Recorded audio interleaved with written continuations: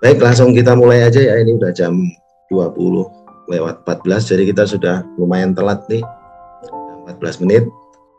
Nah, kita lanjutkan webinar ini di sesi yang keempat ini ya, Pak Andri ya.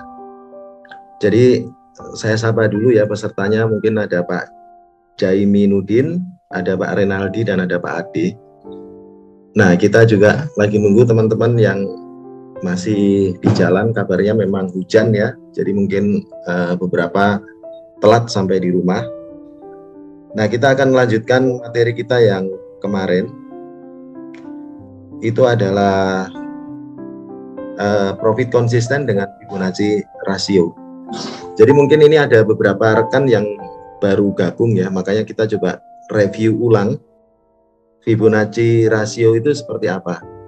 Jadi intinya tujuan dari webinar ini itu untuk memberikan kita sebuah gambaran, sebuah konsep, sebuah cara yang sudah saya lakukan backtest, dan cara ini sudah dari hasil backtest itu sudah memiliki tingkat akurasi yang baik, itu di atas 60%. Jadi sudah memenuhi syarat untuk kita gunakan sebagai tools untuk kita trading. Nah, itu teman-teman, itu Fibonacci rasio.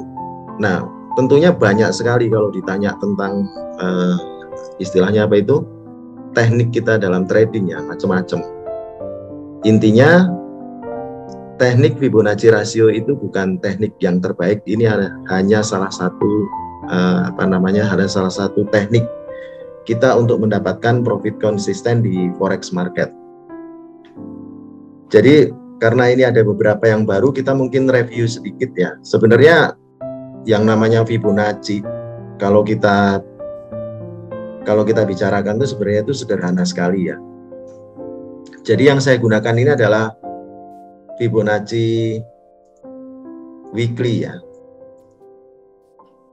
Jadi saya jelaskan di sini bahwasanya Fibonacci yang digunakan itu bukan tools di luar MetaTrader, tapi itu adalah tools yang ada di MetaTrader. Jadi di situ langsung ada di sini ya, langsung ada di areal ini ya, langsung ada di depan. Itu Fibonacci retracement. Yang kita gunakan nanti untuk webinar ini adalah Fibonacci retracement. Fibonacci retracement yang kita gunakan itu adalah Fibonacci yang weekly. Maksudnya apa weekly? Jadi maksudnya itu adalah pengukuran kita itu berdasarkan swing high dan swing low dalam satu minggu. Jadi kalau hari ini adalah tanggal 15 Desember, hari Kamis ya. Jadi kita melakukan pengukurannya itu mulai dari Senin sampai dengan Jumat. Nah, ini kan kalau Senin sampai dengan Jumat minggu ini kan masih berjalan ya. Ini tidak kita gunakan sebagai ukuran. Nah, kita gunakan Senin sampai Jumat, kita gunakan untuk sebagai dasar itu adalah Senin sampai dengan Jumat minggu yang lalu. Nah, setelah kita lakukan kita berikan garis merah ini garis merah ini saya gunakan untuk menentukan titik bahwasannya yang terakhir ini adalah hari Jumat, yang pertama ini adalah hari Senin. Jadi yang dimaksud dengan Fibonacci rasio weekly itu adalah Senin sampai dengan Jumat minggu lalu. Nah, ini kan ada swing high-nya. Nah, ini kita ambil di sini ya, ada di tools MetaTrader, itu draw Fibonacci retracement. Nah, ini yang kita gunakan untuk webinar malam ini. Kita ukur ini swing high-nya, kemudian ini swing low. Nah, seperti ini.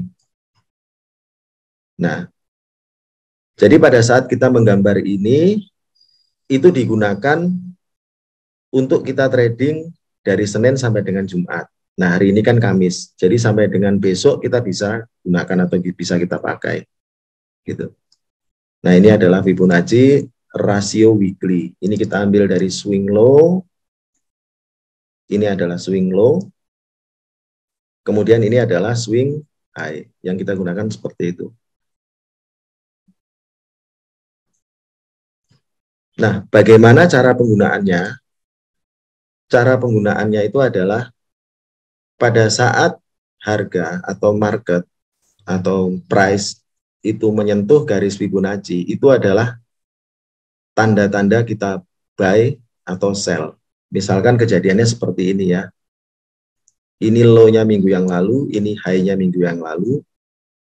Nah, ini market melakukan testing, ini melakukan testing di areal 50%, ini melakukan testing di 61%, itu kita gunakan sebagai dasar kita untuk open posisi buy. Kenapa kita lakukan open posisi buy? Karena kalau kita perhatikan market goal di minggu-minggu yang lalu itu kan kecenderungannya adalah bullish. Jadi Fibonacci rasio yang kita gunakan itu adalah dasaran kita untuk melakukan posisi buy. Nah, seperti itu. Inti dari Fibonacci rasio seperti itu. Nah, ini kan kalau kita lihat ya, misalkan kemarin hari Senin, ini Selasa nomor 2, ini Rabu, ini Kamis. Nah, pada saat hari Senin berada di di rasio 50%, teman-teman boleh melihat ini bahwasannya ini adalah tanda-tanda kita untuk melakukan posisi buy. Nah, teman-teman juga ada yang bertanya, apakah Fibonacci pada saat kita sudah tentukan swing low, seperti ini swing low, kemudian swing high bisa langsung digunakan? Kalau berdasarkan apa yang sudah saya lihat, berdasarkan backtest yang sudah saya lakukan, areal Fibonacci ini tidak langsung bisa kita gunakan, tapi kita harus tetap harus mencari areal support atau resisten yang terkuat. Nah, kalau misalkan ini ya, ini kan hari Senin, teman-teman mungkin open di areal ini. Nah, nanti stop loss-nya di sini. Ini jelas ini kena stop loss. Nah, teman-teman mungkin bisa melakukan lagi di sini buy karena ini adalah areal support yang kuat. Nah, ini kebetulan harga betul-betul bergerak naik. Dan pada saat dia menyentuh areal 61,8, kita juga buy. Kita boleh buy di sini. Nah, intinya yang menjadi dasar itu tetap adalah support atau resisten yang terkuat. Nah, ini karena datangnya dari atas, ini adalah support. Kemudian kita lakukan stop loss di bawah areal support yang paling kuat. Itu inti dari Fibonacci rasio. Jadi Fibonacci rasio itu adalah tools yang digunakan untuk kita melakukan trading. Itu intinya itu untuk mengikuti tren. Jadi kalau kita perhatikan saat ini kan dasarnya adalah historical minggu yang lalu ya. Historical minggu yang lalu dan minggu sebelumnya kan terlihat market terus naik. Nah, kita tinggal ngikutin aja. Tinggal ngikutin di areal rasio Fibonacci. Nah, pertanyaannya adalah, kalau yang kemarin sudah dibahas, di rasio berapa saya mulai buy? Kemudian pertanyaan selanjutnya adalah, di mana stop loss-nya dan di mana taking profit-nya. Kan itu, pada saat kita menggunakan Fibonacci rasio. Nah, kalau kita lihat dari market ini, kita misalkan ini setelah melakukan penggambaran swing low dan swing high, kita coba melakukan trading, itu sebenarnya rasio terbaik untuk kita trading dengan menggunakan Fibonacci rasio itu adalah rasio 23 dan rasio 38. Nah, ini adalah percobaan pertama kita melakukan buy. Kemudian rasio yang baik untuk kita gunakan adalah rasio 61,8 dan rasio 76,8. Nah, ini kan kalau kita lihat kan ada 4 rasio ya, masa 4 rasio ini kita open semua, kalau salah kita harus stop loss semua. Nah, bagaimana cara kita menggunakan dengan bijak Fibonacci rasio? Cara yang terbaik adalah kita harus membatasi open kita. Itu adalah cara yang terbaik dan terindah pada saat kita melakukan trading forex. Jadi kalau kita menggunakan Fibonacci rasio, berdasarkan backtest yang saya lakukan itu memang rasio terbaik di 23%. Tapi kan ini Senin kita kena stop loss. Nah, terus kita coba lagi di 38%. Di 38% kita juga kena stop loss. Kita baru sukses di 61,8. Nah, tadi kan sudah ditanya, sudah dinyatakan bahwasannya sebenarnya yang mana yang kita pakai, 23 atau 38. Nah, itu. Kalau ada yang bertanya di 23 dan 38, pertanyaan itu saya kembalikan lagi bahwasannya market itu membentuk sebuah pola pergerakan yang tidak konsisten. Jadi kalau ditanya sebenarnya market itu akan melanjutkan tren di level 23, di level 38, di level 61 atau 76, itu akan saya jawab market itu selalu melakukan pola pergerakan yang tidak konsisten. Teman-teman boleh melakukan pengukuran Fibonacci secara weekly dari hari Senin sampai dengan hari Jumat. Itu banyak sekali ditemukan market itu hanya mampir di level 23 atau 38 terus melanjutkan tren lurus ke atas. Tapi di satu sisi ada yang menyentuh 61 ternyata jebol, kemudian 76 baru lanjut ke atas. Tapi di satu sisi ada yang setelah melakukan testing di 76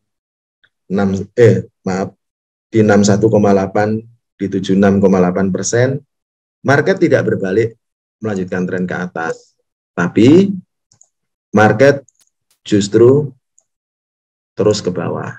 Nah, itulah makanya selalu saya nggak bosan-bosan, selalu saya nggak apa istilahnya itu nggak pernah bosan untuk mengingatkan bahwasannya pada saat kita trading, meskipun kita punya tool atau punya teknik yang mumpuni yang kita sudah uji, tingkat akurasinya adalah di atas 60%, kita harus batasi. Nah, batasi itu dengan apa? Yang pertama adalah pembatasan kita dengan stop loss. Nah, ini kalau kita lihat ini open saya ini di rasio bagus juga, di rasio 76. Ini sudah saya batasi, saya punya stop loss di sini. Gitu. Jadi tadi ini juga sudah sempat profit tapi tidak mencapai target ya sampai ke atas ya, nggak masalah gitu. Masih ada hari esok. Jadi gitu ya teman-teman ya. Kalau misalkan kita menggunakan rasio Fibonacci, jangan sampai kita gunakan tools yang sudah kita anggap baik itu secara berlebihan. Dalam artian kita open itu terus-menerus gitu loh. Kenapa saya bilang kita tidak boleh berlebihan? Karena teknik apapun itu tingkat akurasinya itu tidak ada yang 100%. Jadi mungkin kita bilang di sini 70%, tapi teman-teman punya 30% gitu. 70% itu apa? 70% itu adalah penggunaan Fibonacci yang sesuai dengan apa istilahnya itu pengujian di masa lalu. Artinya memang betul-betul bahwasannya pada saat menyentuh 23 atau 38 betul-betul market akan bergerak ke atas sehingga kita mencapai target profit. Tapi di satu sisi kita juga harus ingat bahwasannya tidak ada yang sempurna. Pada saat teman-teman sudah mencapai rasio 30%, artinya kita berada pada rasio yang salah. Ini yang saya bilang kita jangan kebablasan, kita jangan berlebihan, kita jangan panas. Jadi kalau saya itu lebih menyarankan teman-teman itu open market itu hanya 2 kali. Jadi dalam satu hari, pada saat kita sudah melakukan pengukuran high, low, swing high dan low, kemudian kita open di 23%, kemudian kita open lagi di 23%, kemudian kita open lagi di 38%, pada saat ini salah atau stop loss, yang kita lakukan yang terbaik adalah berhenti. Meskipun apa? Meskipun di sini ada level 61 dan 76. Itu lebih baik kita berhenti. Jadi kita ibaratnya itu kita wait and see dulu gitu loh. Tapi kalau teman-teman misalkan bisa membagi risknya, atau mungkin teman-teman yang memiliki modal yang besar, nggak apa-apa. Kalau misalkan 61% ini kita coba, 76% ini kita coba. Yang penting lotnya itu diatur secara proporsional, sehingga nantinya drawdown kita itu tidak terlalu besar. Intinya seperti itu. Nah, inilah Fibonacci rasio ya, yang saya gambarkan secara karena ada beberapa teman yang baru join, makanya saya review lagi gitu loh. Intinya seperti itu. Nah, teman-teman, saya sudah sering cerita bahwasannya saya memulai trading itu bukan setahun atau 2 tahun yang lalu. Saya mulai trading itu dari tahun 2006. Jadi pada saat itu belum ada kita trading itu dengan MetaTrader 4.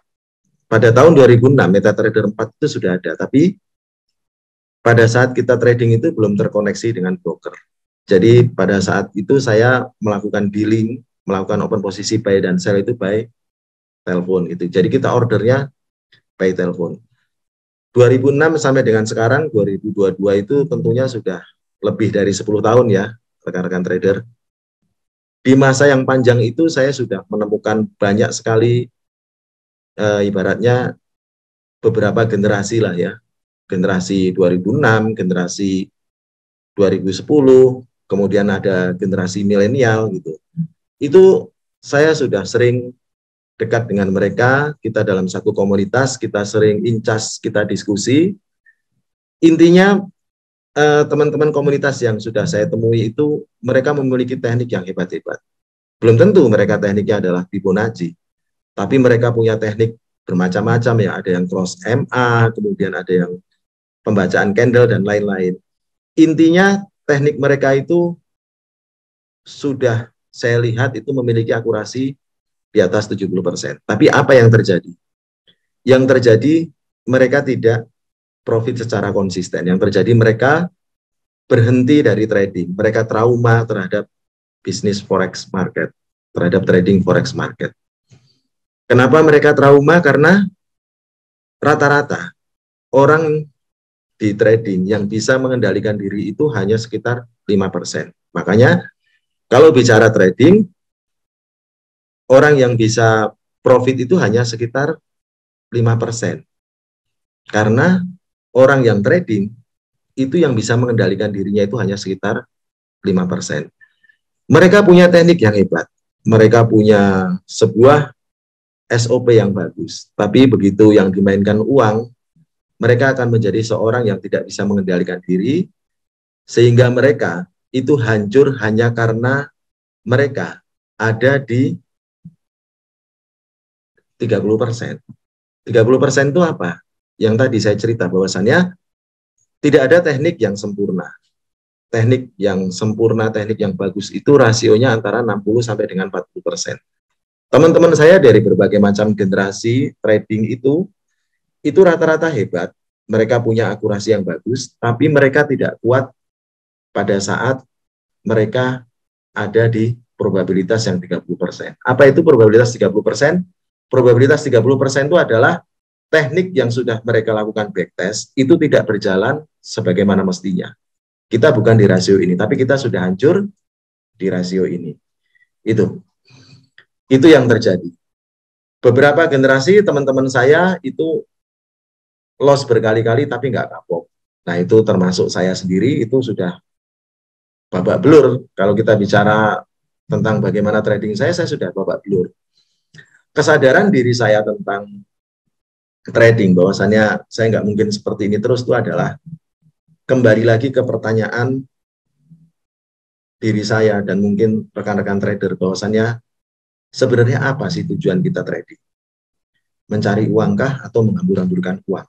Intinya seperti itu. Kalau kita trading ingin mencari uang, percaya dengan saya sudah lebih dari 10 tahun berada di trading forex, dan satu-satunya kesalahan trader yang paling menonjol itu adalah tidak bisa mengendalikan diri. Sehingga mereka pada saat mereka ada di posisi probabilitas yang jelek, mereka emosi. Mereka habiskan uang itu dalam satu malam. Itu. Dalam satu malam mereka habiskan. Nah, lucunya, trading forex itu ya seperti itulah. Kapok itu hanya 1 hari.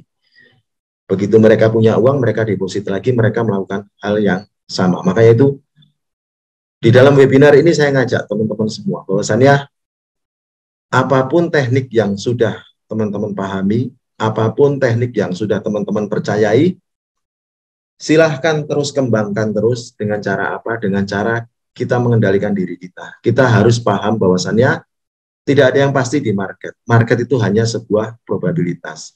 Saya melakukan buy di posisi ini. Apakah saya yakin bahwasannya gold itu akan ke atas? Tidak, teman-teman.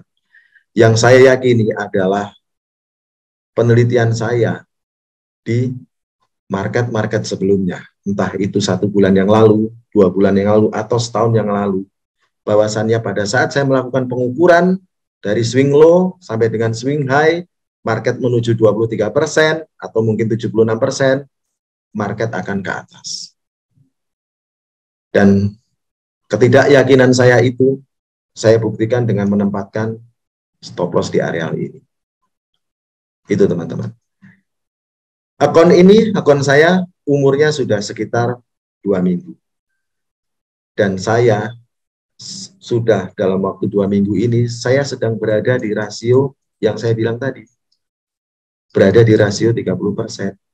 Karena apa? Teman-teman nanti yang baru gabung, yuk silakan gabung di grup. Saya sudah share pada saat saya open posisi buy di sini.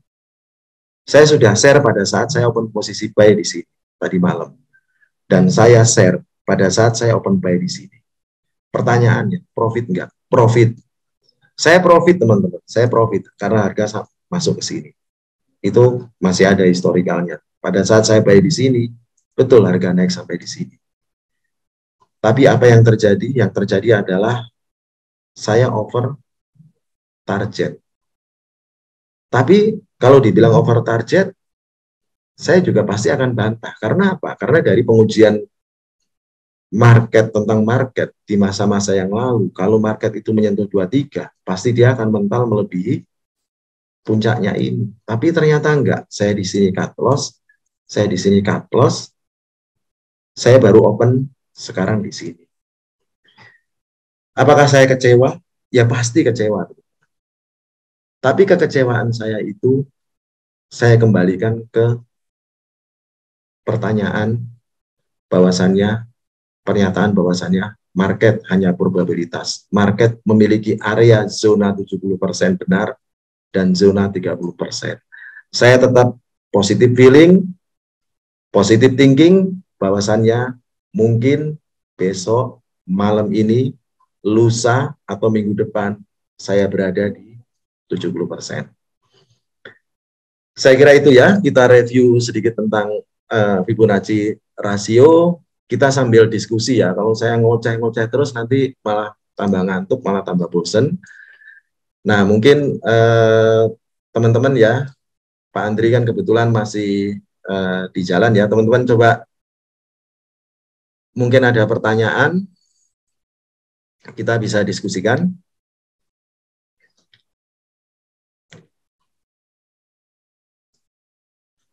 Intinya seperti itu ya Fibonacci rasio ya. Ini kalau saya ditanya, Pak ini pasti nggak Pak market ke atas ya? Nggak pasti Pak. Tidak ada yang pasti di market. Yang ada kita meriskan, membuat resiko. Kalau kita bicara market itu sebenarnya bukan ilmu pasti. Market itu hanya probabilitas. Makanya teman-teman pada saat melihat market probabilitas, jangan diriskan semua. Intinya di situ. Ingat teman-teman, jangan diriskan semua. Kita riskan sebuah probabilitas di market itu dengan jumlah yang kita rencanakan. Intinya seperti itu. Supaya apa? Supaya kita menjadi seorang trader yang profit konsisten. Jangan over. Jangan over. Tidak pernah saya bosen, tidak pernah saya apa istilahnya itu ya bosen lah intinya saya menyebut bahwasannya untuk trading ini kita kendalikan diri kita. Banyak sekali contoh-contoh. Kalau mencontohkan diri saya, sudah banyak saya melakukan pelanggaran-pelanggaran terhadap apa yang sudah, apa istilahnya itu sudah saya komitmen untuk kita menjadi seorang trader yang sukses. Sudah banyak saya melihat orang yang hancur di forex. Bukan berarti orang tersebut tekniknya kurang. Atau mungkin kurang pintar, atau mungkin keahliannya kurang, atau mungkin jam terbangnya kurang. Sudah banyak saya melihat orang-orang yang trading itu bukan karena keahliannya kurang, tapi karena mereka tidak bisa mengendalikan diri. Itu poin paling penting. Poin paling penting. Mereka itu kadang-kadang seorang trader, meskipun sudah bertahun-tahun, itu sering lupa bahwasannya market itu adalah probabilitas. Makanya di sesi 3 saya juga sudah cerita bahwasannya kalau kita bicara tentang keahlian kita atau kita menjadi seorang trader yang konsisten profit, kita banyak latihan, kita banyak buku, kita banyak apa istilahnya itu membaca buku, itu adalah hoax. Karena apa? Semakin kita mencari teknik, semakin kita melakukan deposit, kemudian MC, deposit MC, itu tidak akan membuat diri kita menjadi seorang trader yang konsisten. Saya ulangi lagi, yang bikin kita, yang membuat kita menjadi seorang trader konsisten adalah diri kita, SOP kita, janji kita, bahwasannya saya ingin menjadi seorang trader yang sukses.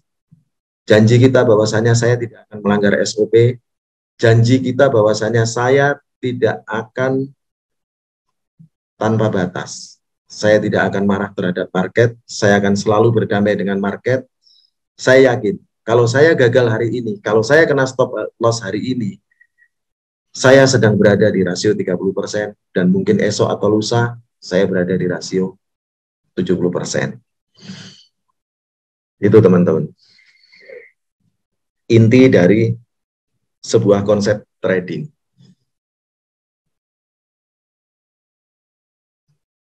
Intinya di situ ya. Jadi trading itu sangat beresiko. Yuk sama-sama kita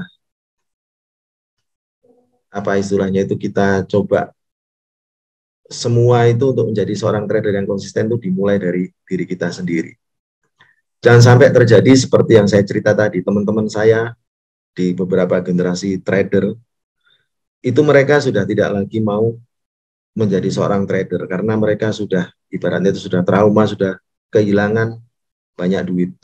Jadi trading ini unik ya teman-teman. Kalau kita bicara trading, itu beda sekali dengan misalkan kita melakukan hobi ya. Jadi trading itu kalau saya bilang itu semacam candu.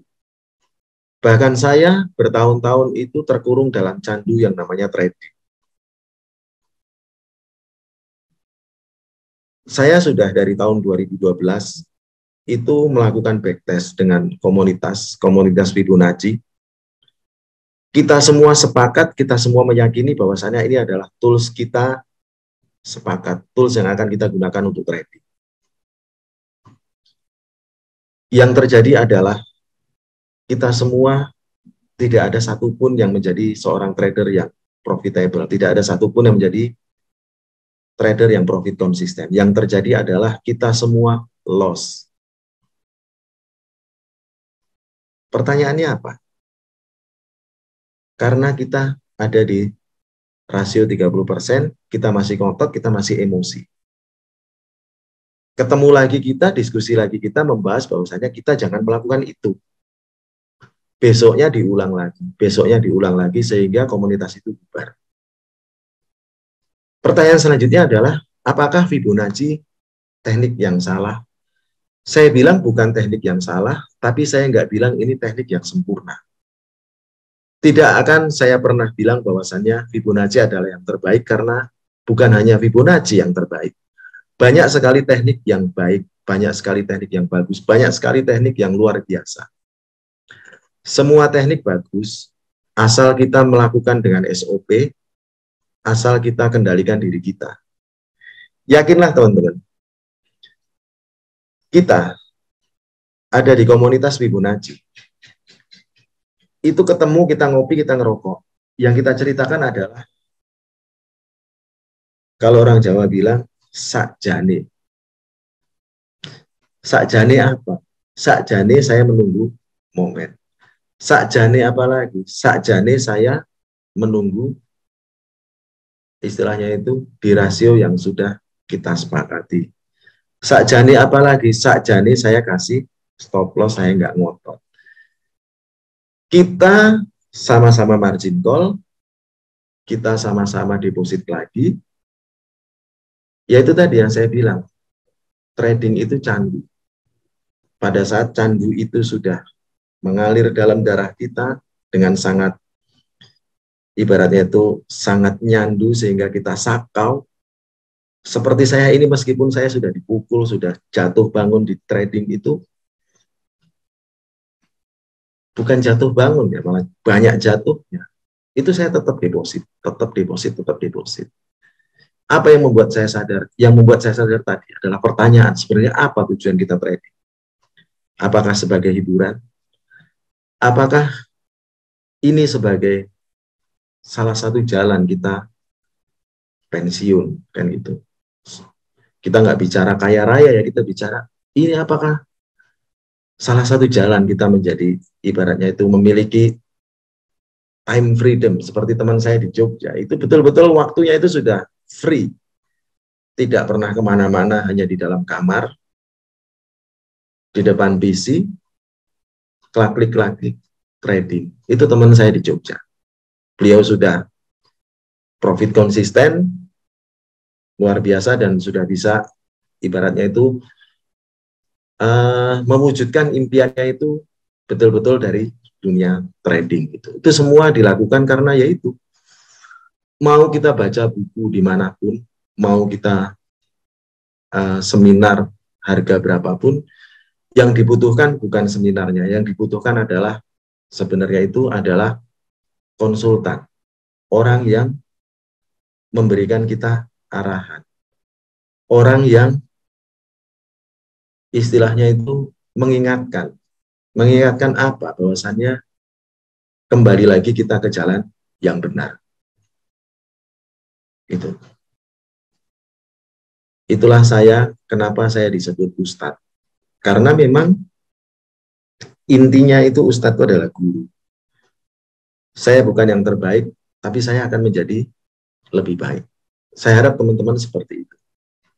Yang masih trading panasan, yang masih trading telanjang, ayo, sama-sama kita ingat bahwasannya yang paling menyakitkan itu adalah margin call. Kegagalan kita untuk mendapatkan profit konsisten. Silakan teman-teman kalau ada yang mau tanya. Kalau saya ngoceh tentang trading, nggak akan ada habisnya. Terus saja. Karena apa? Saya kalau ngoceh trading itu sampai besok pagi saya sanggup. Karena hidup saya itu separuhnya itu di trading. Bayangkan umur saya 40, saya udah trading dari tahun 2006. Apakah itu tidak hampir separuh kan gitu kan ya?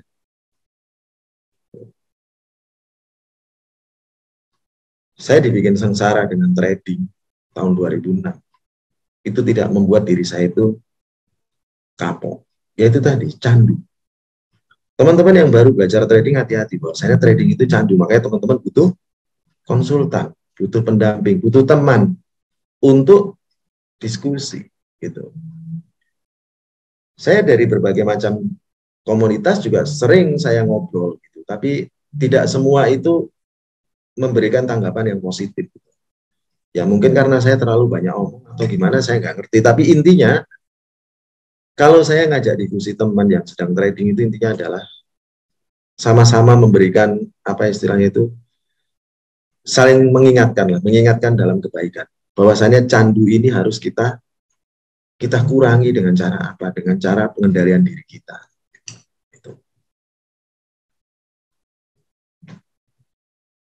Itu ya mungkin Pak Renaldi atau Pak Andre atau Pak Bayagi mungkin ada yang ditanyakan. Nah ini ada yang inbox ya. Pak Ustadz, caranya supaya sabar menunggu entry bagaimana ya? Nah itu pertanyaan bagus sekali itu.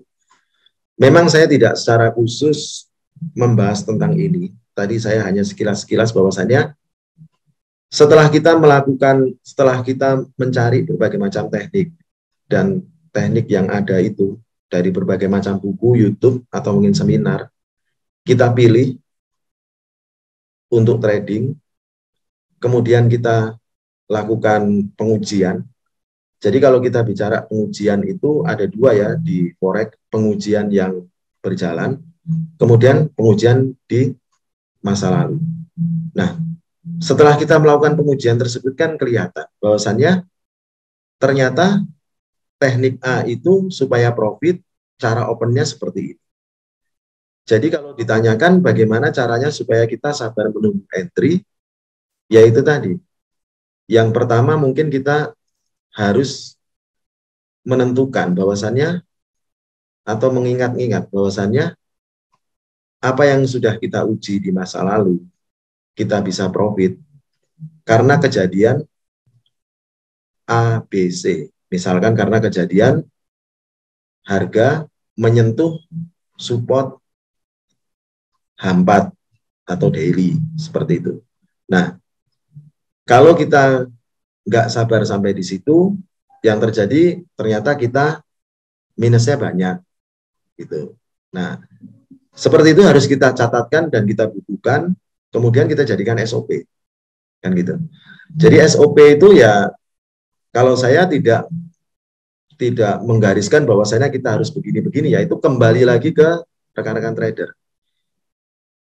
Kembali lagi ke teknik teman-teman kan gitu kan. Misalkan teman-teman yang tekniknya itu adalah cross moving average misalkan gitu. Nah, dalam kondisi moving average apa yang cross, teman-teman open posisi kan gitu. Itu kan nanti itu semua dijadikan sebagai SOP gitu. Jadi kembali lagi, kalau ditanya kita supaya sabar menanti, ya kita tanyakan ke diri masing-masing gitu. Kalau misalkan Pak Triana Sutopo itu bekerja di kantor, segala sesuatu itu kan sudah ada SOP-nya. SOP itu digunakan untuk kita, untuk memudahkan kita mencapai tujuan kita. Sama dengan trading ini. Kita pada saat sudah menetapkan SOP untuk trading, karena ini adalah individual bisnis, kita harus bersumpah. Kita harus, sebelum bersumpah, kita harus memiliki tujuan atau impian.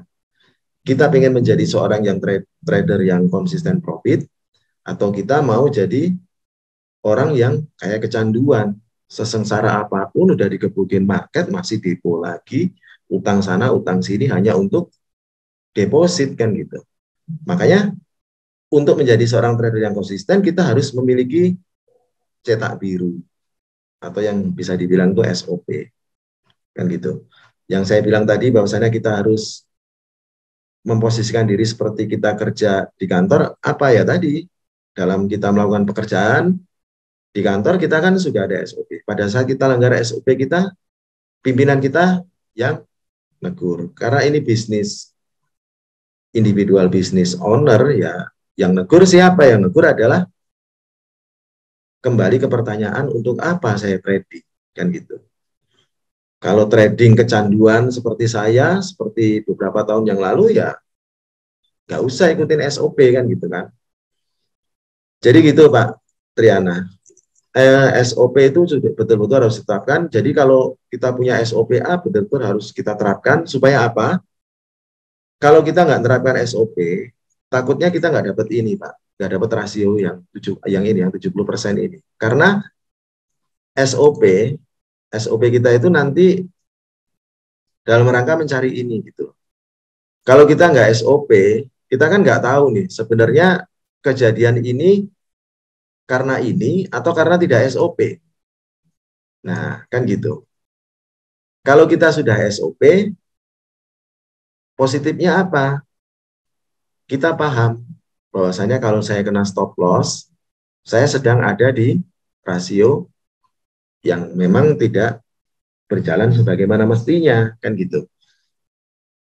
Kalau kita punya SOP, kita kan punya pemikiran lagi, positive feeling, positive thinking, bahwasannya saya mungkin belum mendapatkan ini di hari ini, tapi mungkin saya akan mendapatkan di lusa atau minggu depan, kan gitu.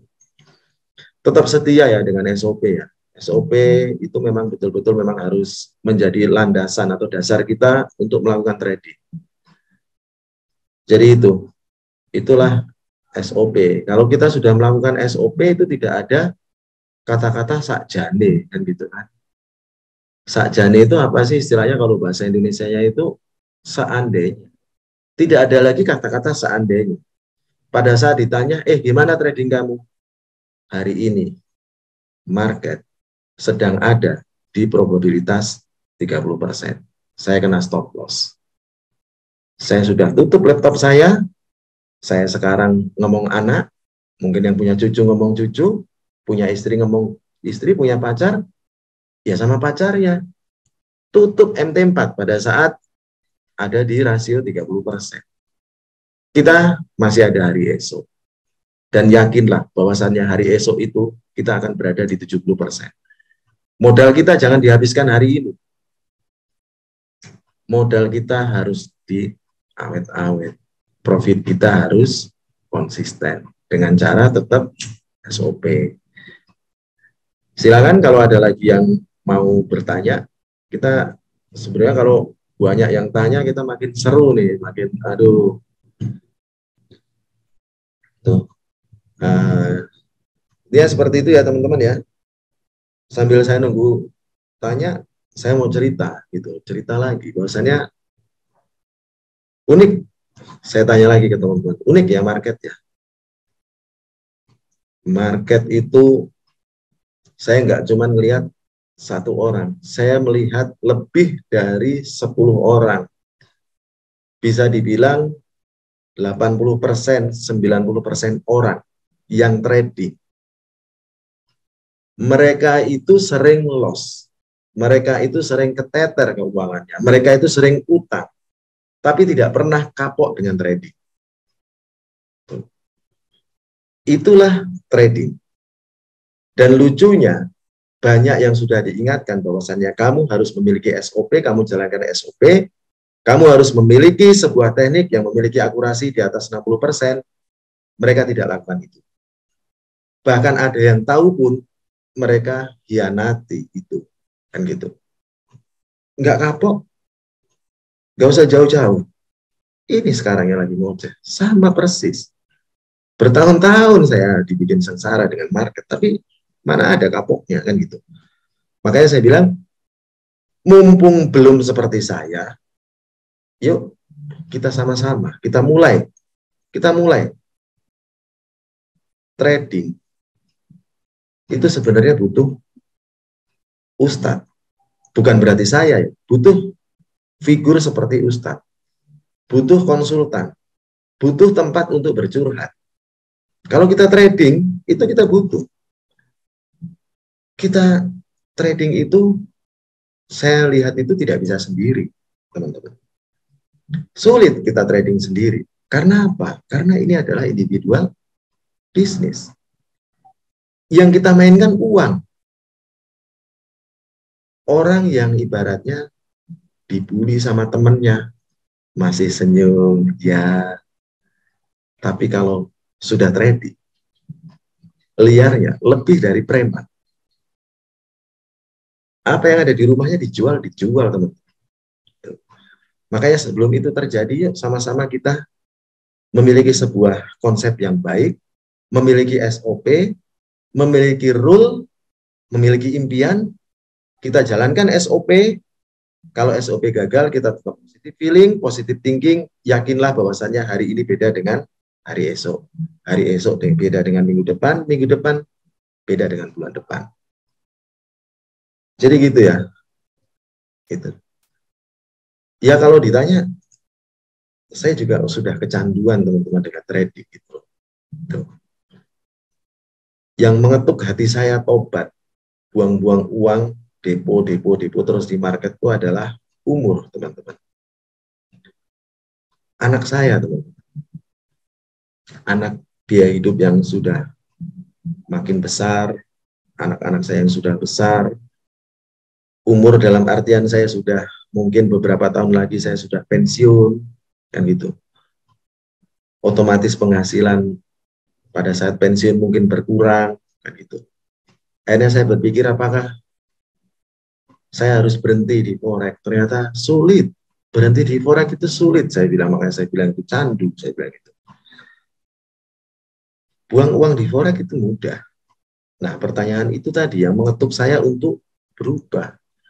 Yang memaksa saya harus jalankan SOP. Saya harus jalankan apa yang saya yakini.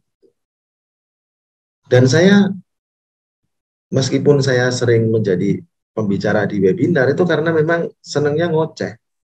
Tapi yang namanya saya curhat, namanya saya ngobrol, itu juga teman-teman saya yang lama itu tempat saya untuk mengadu gitu loh. Mengadu pada saat saya kecewa dengan market.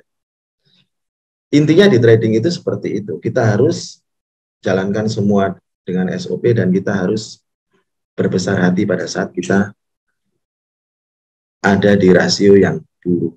Jangan habiskan semua, teman.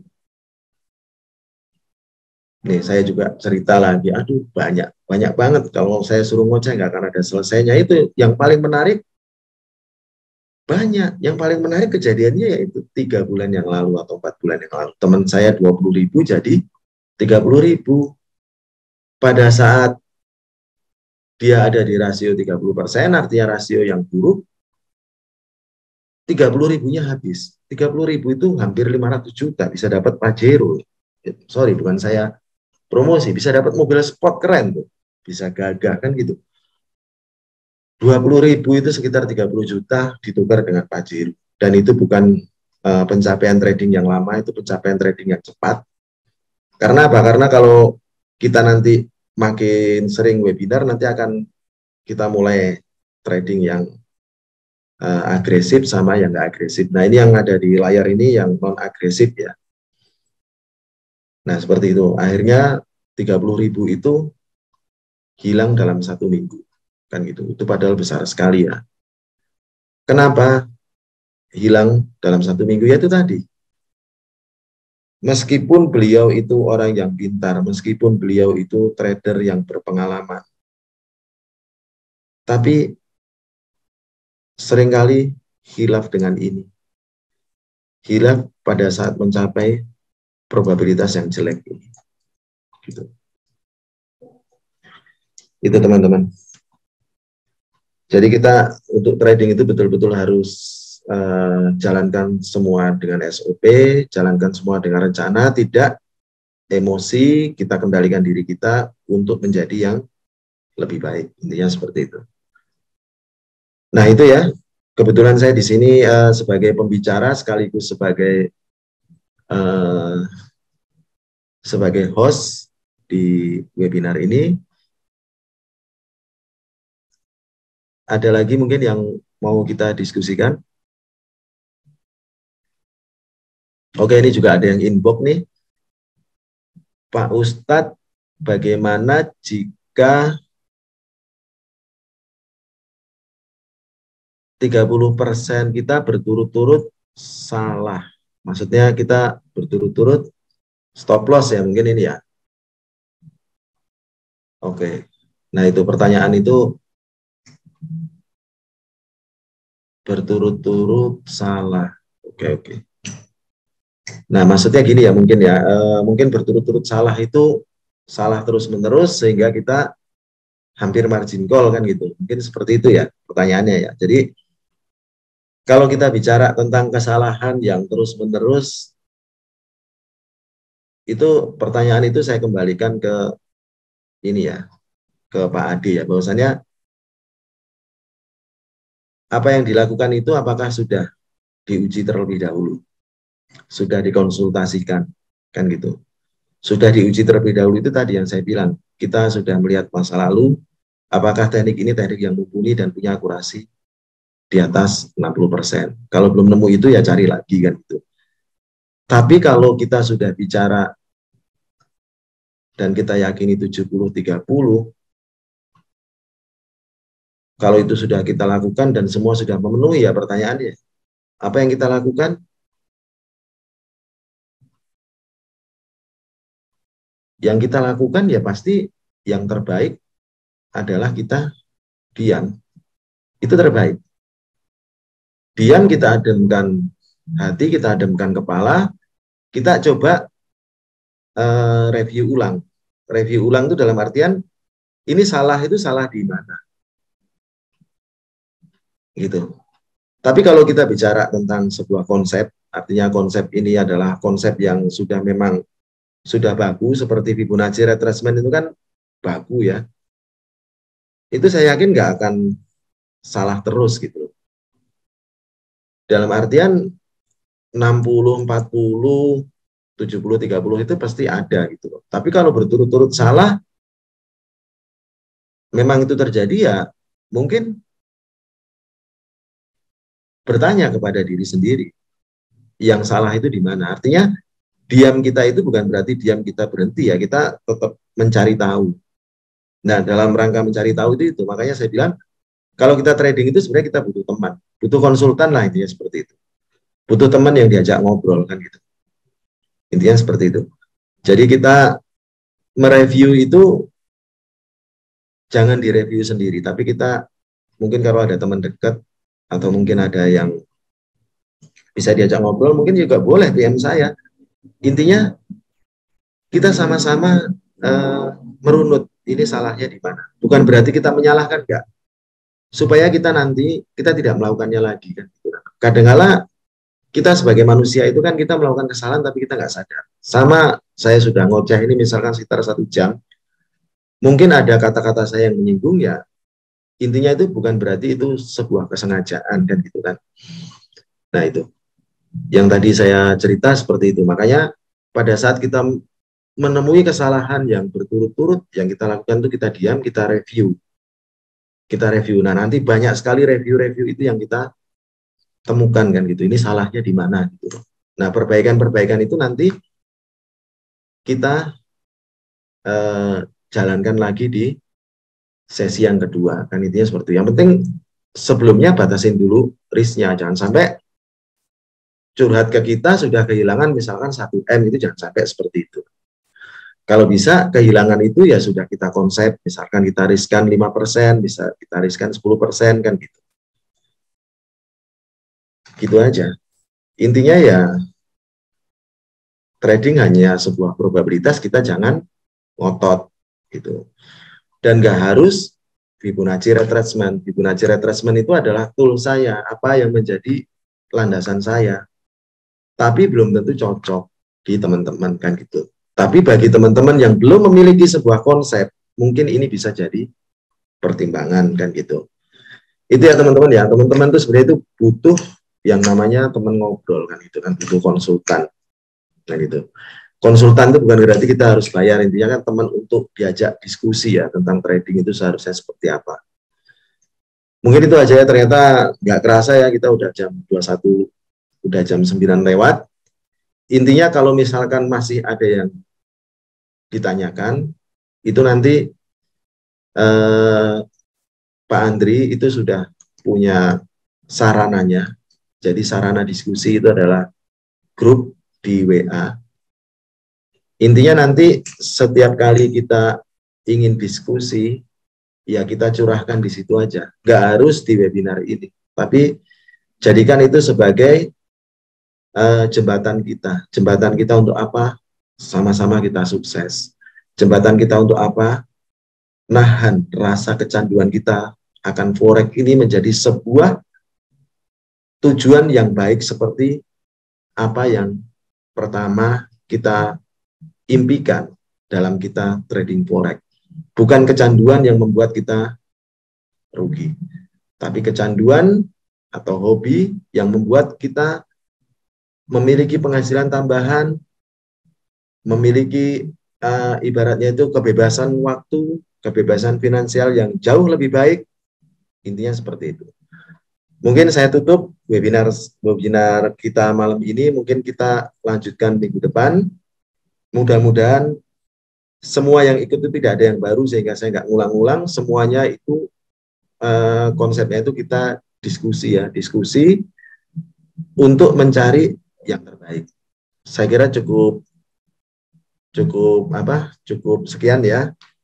Sampai ketemu lagi, bisa kita lanjutkan di sarana yang lain. Baiklah, kita akhiri webinar malam ini. Selamat malam, selamat istirahat, salam profit.